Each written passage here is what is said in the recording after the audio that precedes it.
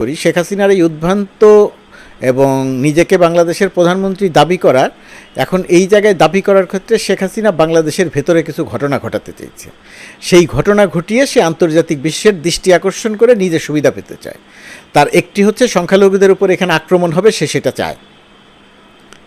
যে কারণে ইসকনকে দিয়ে শেখ হাসিনা এক ধরনের উস্কানিমূলক কর্মকাণ্ড পরিচালনা করছে। ইসকন উস্কানিমূলক কর্মকাণ্ড পরিচালনা করলে সংখ্যালঘুদের উপর আক্রমণ হতে পারে। সংখ্যালঘুদের উপরে যদি আক্রমণ হয় তাহলে শেখ হাসিনা আন্তর্জাতিক বিশ্বকে দেখাবে এই দেখো বাংলাদেশে সংখ্যালঘুরা নিরাপত্তাহীন। এটা ইসকনকে দিয়ে সে পরিকল্পিতভাবে কাজটি করাচ্ছে। কিন্তু ইসকনকে দিয়েই পরিকল্পিতভাবে এই কাজটি করে খুব বেশি সুবিধা হবে না, কারণ সরকার ইতিমধ্যেই সচেতন, দেশের মানুষ সচেতন। এই জায়গাটিতে খুব বেশি কোনো লাভ এক্ষেত্রে হবে না। ডোনাল্ড ট্রাম্প বিজয়ী হয়ে শেখ হাসিনাকে ক্ষমতায় আনবে, এটা ভাবার কোনো কারণ নাই।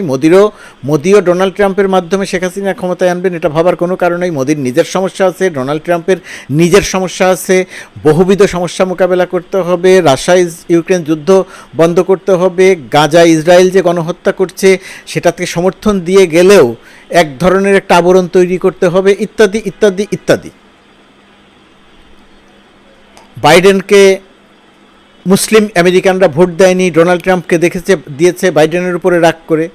ডোনাল্ড ট্রাম্প যদি এই ভোটটা রিপাবলিকানদের জন্য স্থায়ী রাখতে চান তাহলে আমেরিকান মুসলিমদের জন্য কিছু না কিছু করতে হবে, গাজায় গণহত্যাটা বন্ধ করার একটা উদ্যোগ নিতে হবে, ইত্যাদি ইত্যাদি কাজ ডোনাল্ড ট্রাম্পের করতে হবে। মার্কিন যুক্তরাষ্ট্রের অর্থনীতির অবস্থা অত্যন্ত সঙ্গীন, সেখানে তাকে কাজ করতে হবে।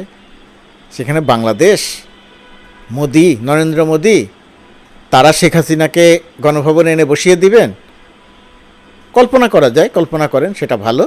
কিন্তু শেখ হাসিনা যে এখনও নিজেকে প্রধানমন্ত্রী দাবি করছে এবং আওয়ামী লীগের লোকজন যে এখনও নিজেদেরকে ক্ষমতায় যাওয়ার স্বপ্ন দেখছে নিজেরা, এবং আবার সেই রাজত্ব তারা ফিরে পেতে চাইছে, বাংলাদেশের বাস্তবতায় আসলে তার কোনো সম্ভাবনা নাই।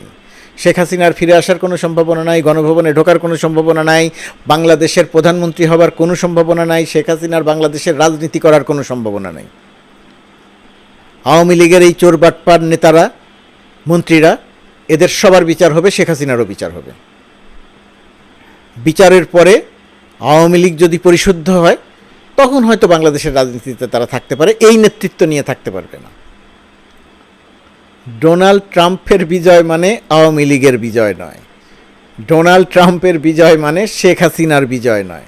শেখ হাসিনা পতিত, স্বৈরাচার, বিতাড়িত, পরাজিত, পালিয়ে যাওয়া স্বৈরাচার আরেকবার বাংলাদেশে ফিরে আসবে না। তাকে ফিরে আসতে দেয়া হবে না। তাকে বিচার করে ফিরিয়ে আনার চেষ্টা করে দৃষ্টান্তমূলক শাস্তি দেয়া হবে। 1.5 থেকে 2,000 মানুষকে হত্যা করে পালিয়েছে শেখ হাসিনা, তার মাপ হতে পারে না। সুতরাং শেখ হাসিনার বিচার হোক, আওয়ামী লীগের নেতাদের বিচার হোক, তাদের ফিরিয়ে আনার উদ্যোগ নেওয়া হোক। শেখ হাসিনা ফিরে আসবে না, তাকে ফিরিয়ে আনা হবে। শেখ হাসিনা ফিরে এসে গণভবনে উঠবেন না, শেখ হাসিনা ফিরে এসে জেলে যাবেন। শেখ হাসিনা ফিরে এসে দেশ পরিচালনা করবেন না, শেখ হাসিনা ফিরে এসে দৃষ্টান্তমূলক শাস্তির মুখোমুখি হবেন। ফিরে এসে নয়, ফিরিয়ে এনে। দয়া করে আমার ভিডিওটি লাইক ও শেয়ার করুন এবং চ্যানেলটি সাবস্ক্রাইব করে আমার সঙ্গেই থাকুন। ধন্যবাদ।